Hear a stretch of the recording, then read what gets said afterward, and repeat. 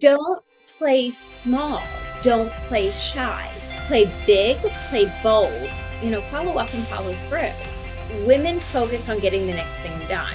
We rarely celebrate what we've accomplished. So I start every call with share a success. Welcome to Women We Should Know with international speaker, mindset reset mentor, author, and your host, Leslie Michaels. With audacious honesty and candor, the Women We Should Know podcast presents the wisdom and life-empowering insights of women who are the embodiments of innovation and social evolution. Please join Leslie as she shares potent conversations that will inspire your personal and professional evolutions. Well, hello and welcome back to Women We Should Know, the podcast where we consistently bring you the voices, the initiatives, the audacity, and the courage of women who are making dynamic changes, coloring outside of the lines, and challenging the status quo. It is always my pleasure and my delight to speak with these women, and even more so, to bring those conversations to you. We have an incredible woman today. I know I say that every time, but it's true. I'm not lying. It's true. Ivy Slater is the CEO of Slater Success, a boutique training, consulting, and coaching company focused on growth strategies and leadership development for high-level service-based businesses.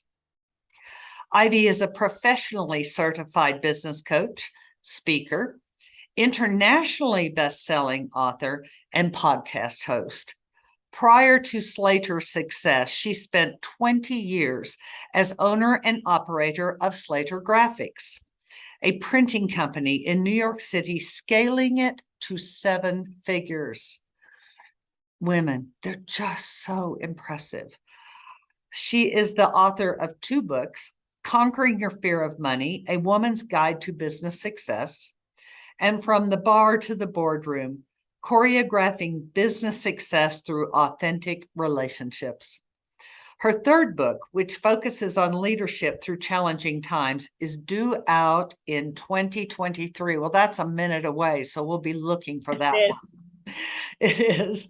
She hosts a weekly podcast, Her Success Story, interviewing dynamic leaders, as well as a monthly LinkedIn Live show, bringing on guests to share insight and advice on leadership, team communication, diversity, inclusion, legal, and finance.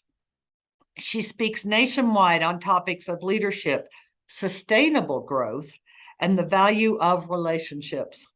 In 2020, she was a recipient of a Power Woman of New York and of I can speak. I learned yesterday, and of Long Island Award presented by Schnepp's Media. Now that's impressive. New York's it's a hearty business community, and here she is at the top, at the very top. Ivy is a native New Yorker, wife to Michael for over 30 years, mom to 2 grown children, one on the East Coast, one on the West Coast, and enjoys theater, gardening, cooking, and in fashion. You can usually find her with a latte, taking an early morning exercise class, or spending quality time with family and friends. She not only knows how to succeed in business, but she knows how to succeed in life. She takes those moments that all too few women do not take on a regular basis. I am so excited to introduce you to Ivy Slater. Hi, Ivy. How are you? Leslie, thank you so much. It's such a joy to be here. And it's such a delight to have you. I'm excited to have a conversation with you. I'm always excited to have a conversation with you. I would like to start with something different today. What inspired you today? I'm one of those people, so I'll be very honest. I'm one of those people who actually do not resist Monday mornings. I'm like, I'm up before my alarm went off today. I was like, oh, I remember saying to somebody yesterday on a Sunday, saying, oh, I have a really full day tomorrow, as opposed to saying, oh my God, I have such a full day tomorrow. I was like, I have a really full day tomorrow. I'm inspired mostly by the people I talk to on a daily basis. And that's what builds my energy.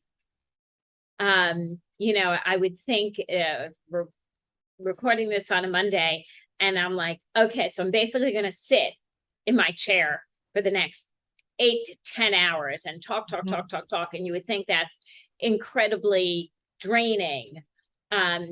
Yet it's the people I talk to that truly inspire me. Honestly, it's not just an expression, because I just finished up a group call with a bunch of attorneys from all over the country, leading a conversation. And I'm like, I had to remember too that I was facilitating it, as well as, I had to remember to do my job, but it was just so lively and engrossing and interesting. And the women were dynamic and brilliant, and the conversation was terrific. That's what inspires me, is being able to actually talk to people like this every day. That is brilliant. I get it. Getting to speak to people like you. It's where it's at. I love it. Thank you for sharing that. Now, in terms of how you are inspired, how do you also inspire? Tell us how you are impacting the lives of women in business, in society, in our general world. The one thing I'll always say, and I said this earlier, is I'm always a student as well as a teacher, right? And I gain more from leaning in and listening than anything else. So if I'm looking to inspire somebody, I see one of the greatest ways to do that is to ask some really good questions, open questions, not closed questions, open questions that get somebody to open up. And you ask one that leads into the next, and have them blossom through the questions. And then I lean in and say, wow, what do you think about that? And help kind of show that mirror, that reflection, and see how they have inspired. So it's not my job to inspire somebody. It's my job to ignite a spark that results in inspiration. Beautifully stated. And I'm making my notes because I'm learning as we go here. It's one of the best things about doing a podcast. So true. Right? What is one of the main things you see women doing through which they are tripping themselves up? Consistently not giving ourselves enough credit. Consistently playing smaller than you could be playing. I didn't say anybody's playing small. I'm saying playing smaller than you could be playing. Women focus on getting the next thing done. We rarely celebrate what we've accomplished. And never truer words spoken. So I start every call, whether it's a one-on-one client, whether it's a major company, whether it's an executive team, whether it's a group program, it doesn't matter what it is. Every person who knows me, I start every call with share a success.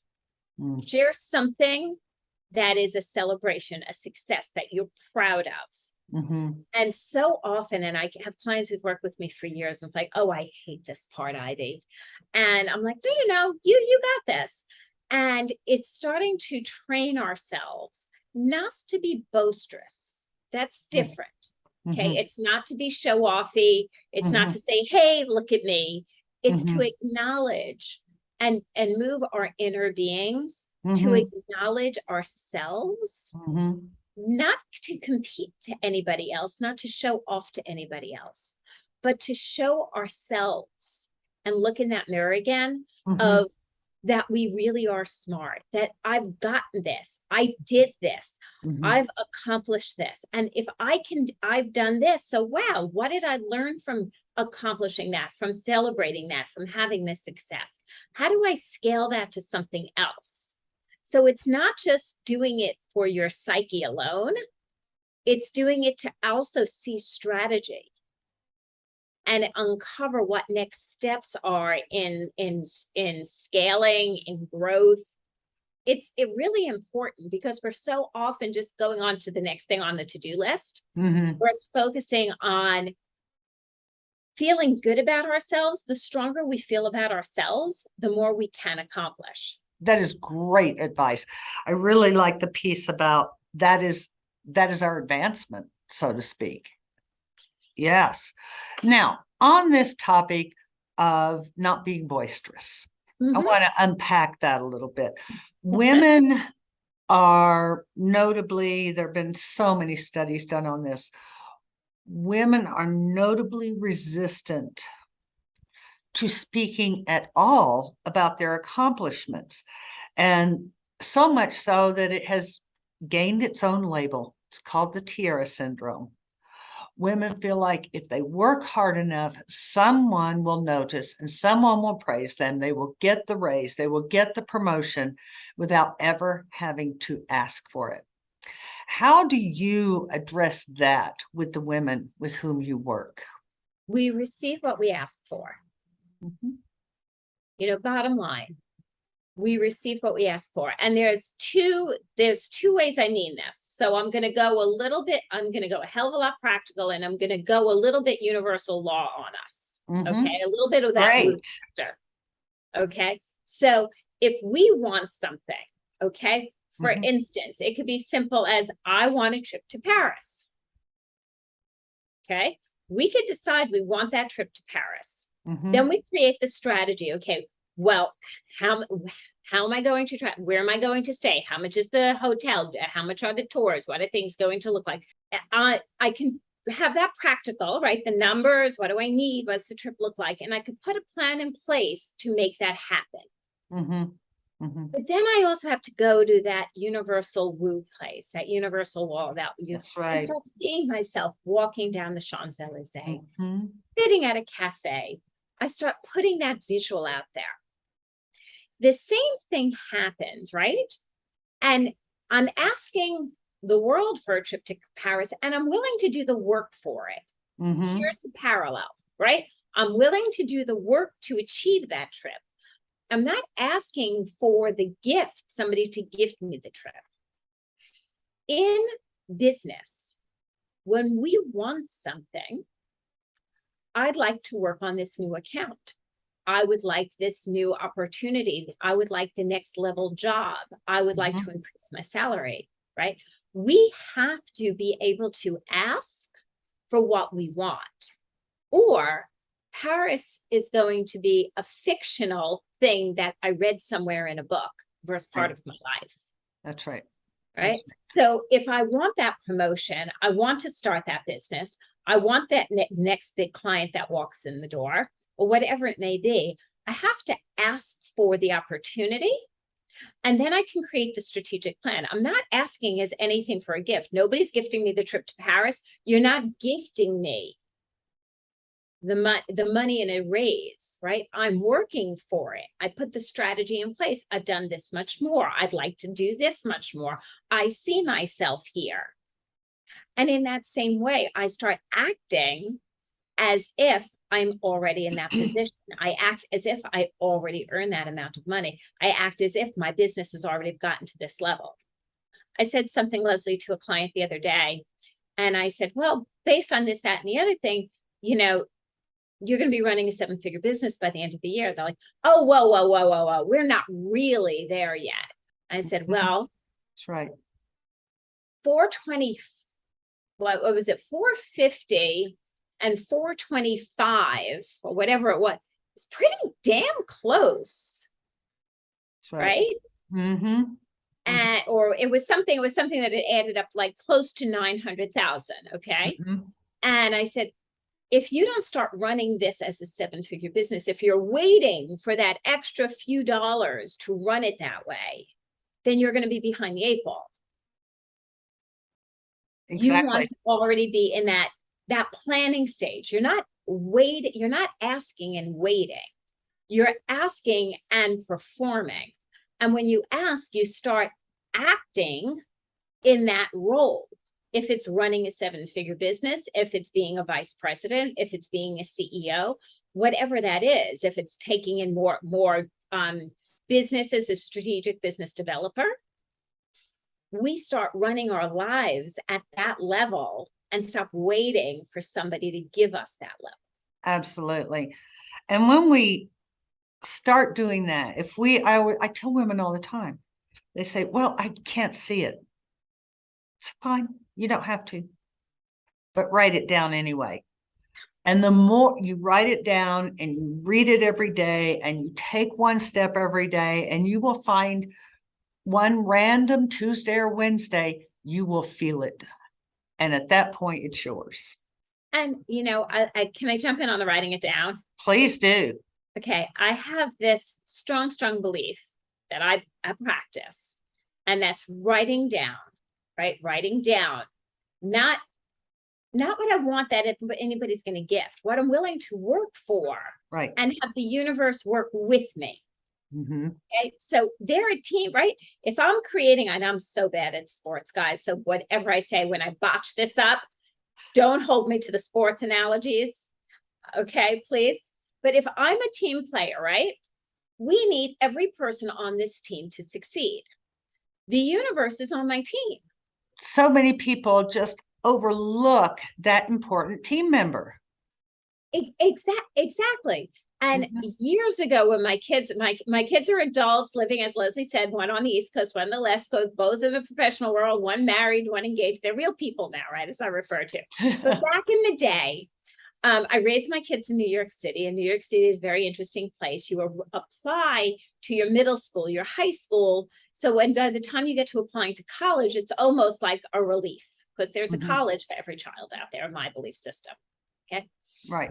I had 2 kids, one applying to colleges, one applying to high schools at the same time. And the high school thing in New York City is tough, or was tough. I don't know what it is today, so I'm not going to say that. And I have these Slater Success Index cards that I work with my clients on, and writing things down. And I took one day and I wrote, my daughter gets into the college of her choice that we can afford to send her with ease.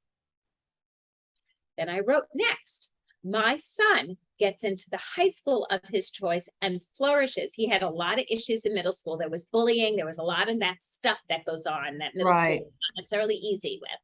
Okay. That he gets into the high school that he will flourish at and shine.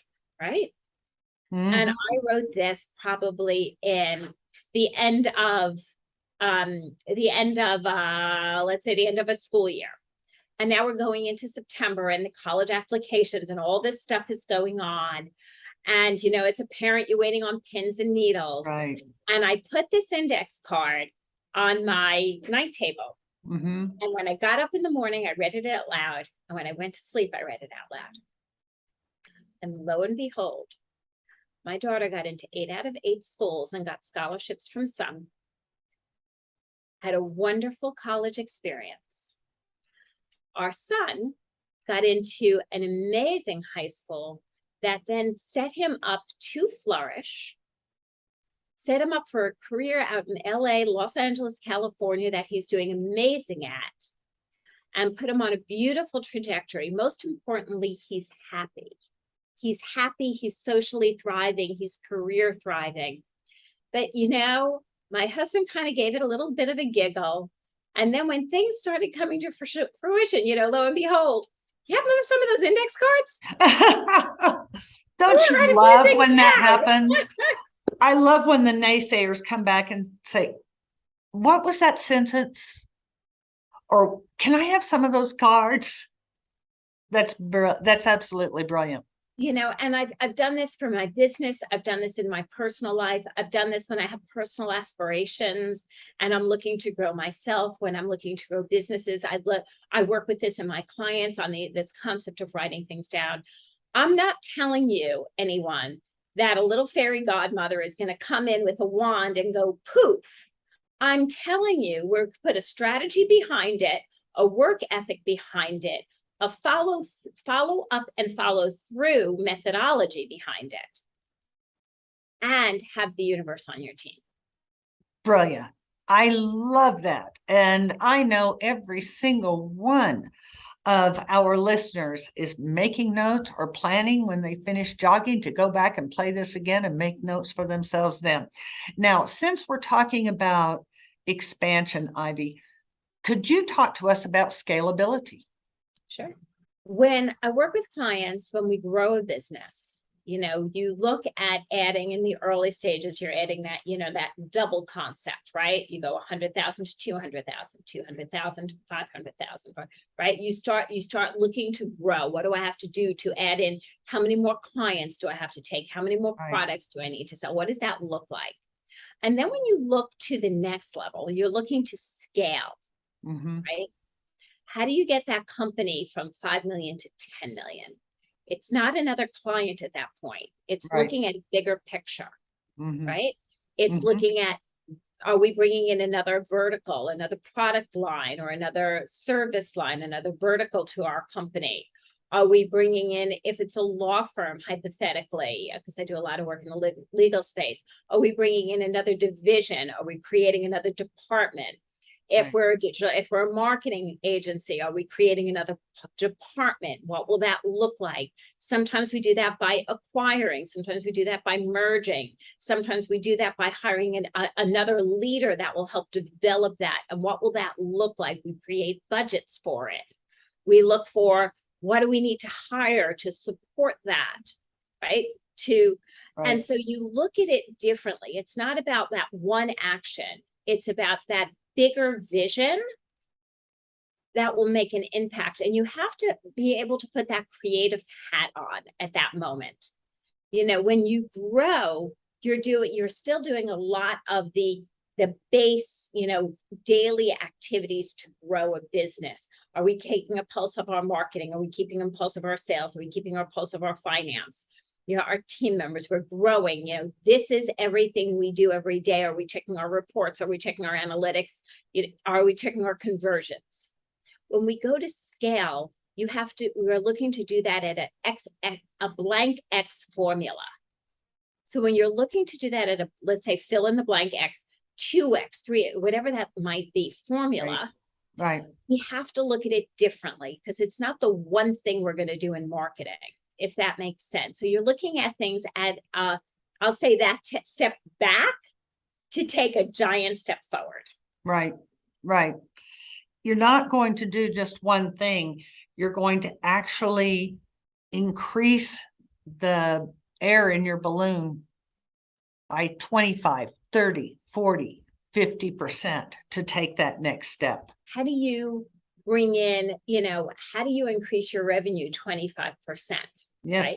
That's not by a hire. It's not by one thing in marketing. It's by multiple steps. And when you go to scale, you're looking at that multiple step and that bigger vision. Exactly. And you want to put that creative hat on. I can't say it strongly enough, because it's not by just the simple actions that you scale. It's by putting a vision back on your on creativity, and then taking that vision and creating the actions. Yes, absolutely. It's not just a nose to the grindstone action. No, this is a whole, like the moment you had the inspiration to start the business in the first place. Exactly. You're going back to that place and letting that place rise back up in you with the next step of the vision. That's wonderful. When you work with women in leadership, how is that different? And how do you support them to take these steps that, quite frankly, not that many women, if you consider how many of us there are, have taken these steps yet? We are still the smaller percentage in the marketplace. So women are as creative, if not more creative, than men. Okay. So we're neck and neck there, if not more advanced. Just saying. That's where women. Okay. Where we can have room for improvement. I'm being really aware of my words here. That's like, where we have room for improvement is women are more risk averse versus risk Yes. takers. Mm-hmm. So we are as smart, if not smarter. We're Mm-hmm. as creative, we're as visionaries as anybody else. Mm-hmm. But we're a little bit more conservative on the risk front. Mm-hmm. Mm-hmm. Sometimes that True. converts to fearful. Mm-hmm. Okay. And I'll always say, look at the worst case scenario and how would you navigate that? Mm-hmm. Okay. Well, I could lose $100,000. I said, okay, great. What will happen if you lost $100,000? Well, then I'd be in debt. I said, okay, what would you do? Well, I would do this, and I would do this, and I would do this. I was like, okay, is the vision worth the risk? Right. And, I'll always say my father taught me way back. And just so, listeners, so you guys know, I have failed at many, many things. And in my 20s, I tried to start 2 different businesses that did not work out. And I sat down with my father. I was like, okay, I have this idea. Here are all the numbers. Here's the real estate. Here's the profitability. And I laid everything out. And he said to me, he goes, Ivy, look at everything that can go wrong and think of it this way. Think about this as a piece of cheese, a hunk of cheese, a big, big hunk of cheese. And everything that can go wrong, take a knife and stab that cheese and pull a chunk out. Okay. And at the end of the day, when you look at all the things that can go wrong, you could take a piece of that cheese and it's edible, like a piece of Swiss cheese. Mm-hmm. Run, go with it. If it crumbles and disintegrates, walk away and go to the next idea. And no, not everything is going to work. And it's not in the not working or in the mistakes or errors along the way. Again, I'm so tempted to use, right? There's errors in baseball, and I know nothing about baseball, but I hear there's errors in baseball, yet they still play baseball. That's right. So there are going to be errors. It's what you do. Every mistake or error you make or have is an opportunity to strengthen, grow, and it presents an opportunity. That's right.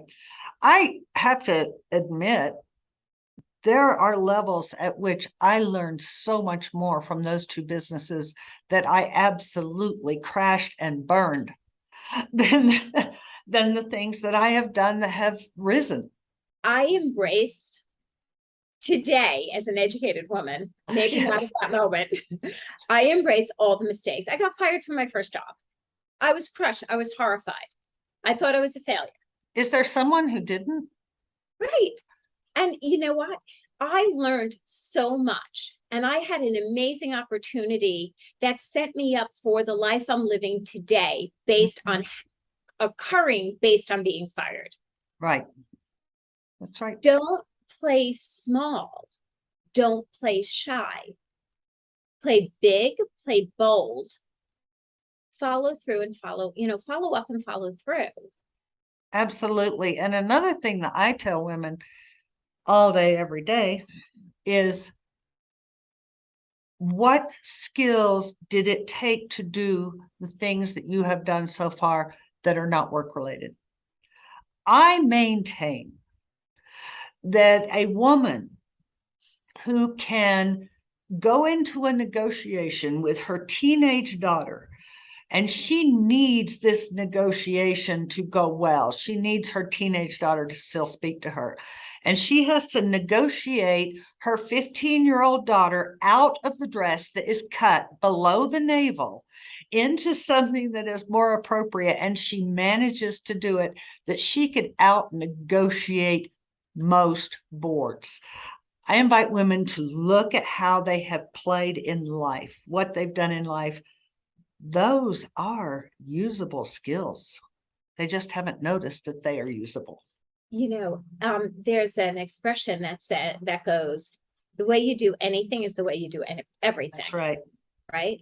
And I know I've learned more about communication from my communication with my family than Mhm. any business communication I've ever had in Mhm. 35 plus years in business. Okay. I know when I lean in and ask a question and listen, I know how impactful that is from when with my kids, right? Mhm. Mhm. Versus speaking first, versus telling them. I was just talking to a friend of mine recently whose, son's going off to college, etc. And, we were having this conversation. She's like, I know if I tell him don't do this, it's basically giving him permission to do it.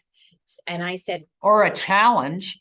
or a challenge, and so we learn so much Mhm. in just daily life. Yes. We learn so much in our daily interactivity from speaking, picking up a container of milk at the grocery store and saying good morning to somebody at the checkout counter, right?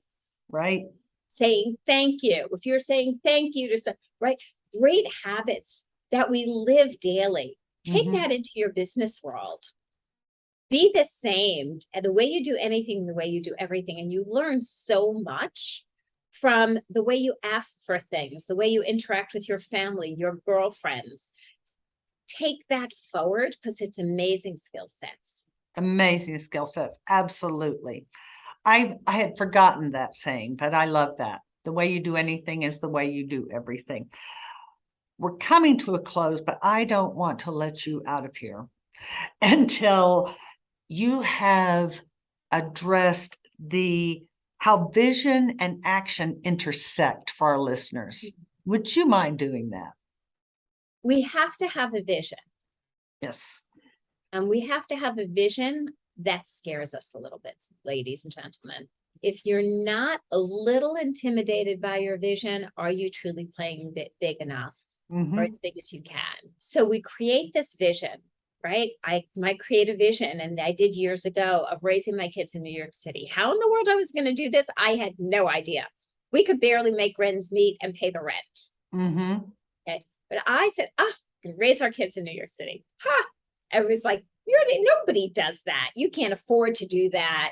I didn't know you had an inheritance. No, I don't have an inheritance. I'm a working girl, right? Right. It was all those things, right? But I had that vision. But then I took the actions, right? So the vision, again, it's not the gift. There's no magic wand. You're not getting tapped with the wand saying, goof.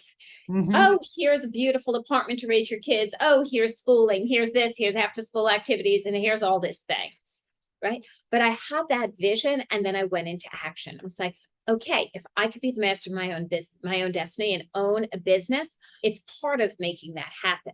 Yeah, absolutely. It absolutely is. And it's the action and that follow through. And my vision have always, if I'm here on the mountain, I vision to a few thousand feet above. I get close to it, and I vision a few thousand feet above. That's right. Some people like, oh, you're going to have a second home, blah, blah, blah. That's a lot. It's like, no, it's not. Let's do this. And then it's like, oh, your kid's living in LA. Oh, I think I'm going to build a book of business out on, anything west of the Mississippi. Any clients I get west of Mississippi that I'll be doing any in-person work, I'll just always be able to loop in a trip to him. How can you do that? I said I would. So I vision it. And then I follow through with the actions. Yes. I follow through in telling people I'm looking to connect with people out there. I follow through doing some networking out there. I follow through tapping relationships and having more conversations. You just follow your nose. You just continue to walk. One of my favorite quotes of all time. I heard this when I was young, when it was first said, but Muhammad Ali always said, if your dream doesn't scare the hell out of you, it's not big enough. That's right. And he had some great ones. He had some great quotes. He was something. He was something special. He's a very special man. Very special. Leslie, in everything I share, I try to share things with examples and stories for a reason. Because we want to break this down into a practical.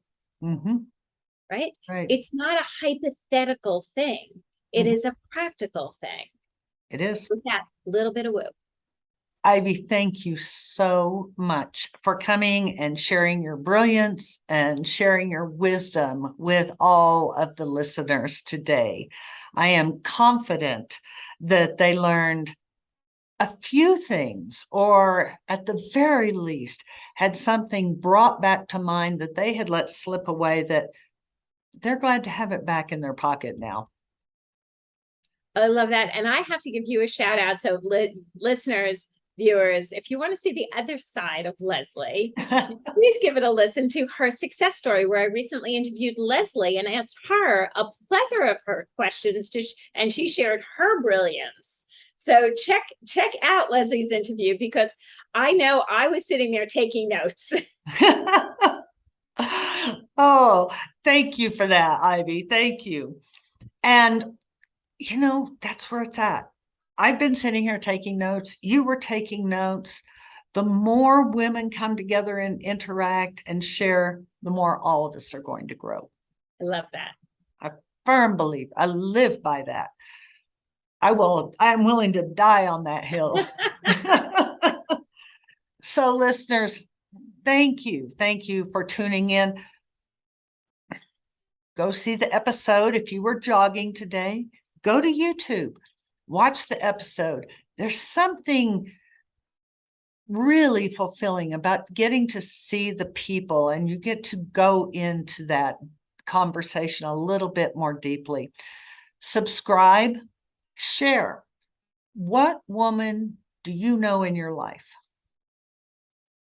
that something Ivy said today could really serve her? Give her a gift. Share this episode with her. It's time we all start stepping up with and for each other. So thank you again. Subscribe.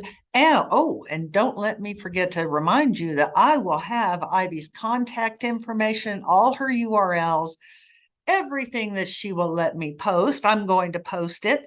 So it'll be right there on her program notes. So go and check it out and reach out to her.